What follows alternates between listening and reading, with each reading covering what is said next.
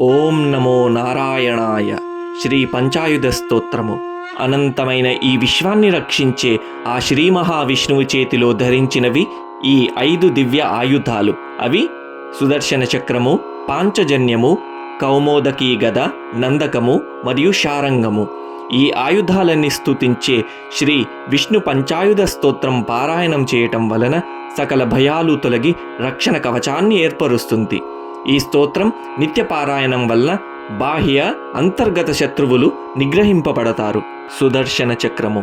స్ఫురత్ సహస్రార శిఖాతి తీవ్రం సుదర్శనం భాస్కర కోటి తుల్యం సురద్విషాం ప్రాణ వినాశి విష్ణోః చక్రం సదాహం శరణం ప్రపద్యే. పాంచజన్యము.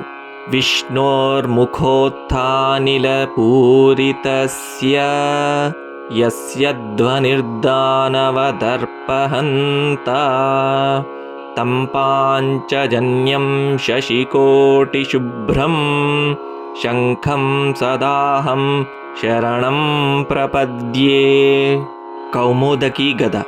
హిరణ్మయీం మేరు సమానసారాం కౌమోదకీం దైత్యకులైకహంత్రీం వైకుంఠవామాగ్రకరాభిమృష్టాం గదాం సదాహం శరణం ప్రపద్యే. నందక ఖడ్గము. రక్షోసురాణాం కఠినోగ్రకంఠచ్ఛేదక్షరచ్చోణితదిగ్ధధారం తం నందకం నామ హరేః ప్రదీప్తం ఖడ్గం సదాహం శరణం ప్రపద్యే. శార్ంగం. యజ్ఞానినాదశ్రవణాత్సురాణాం చేతాంసి నిర్ముక్తభయాని సద్యః భవంతి దైత్యాశ నిబాణవర్షీ శార్ంగం సదాహం శరణం ప్రపద్యే.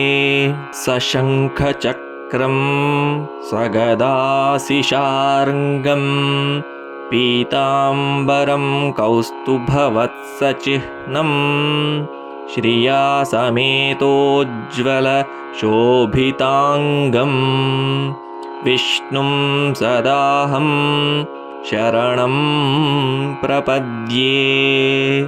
ఇతి శ్రీ పంచాయుధ స్తోత్రం సంపూర్ణం.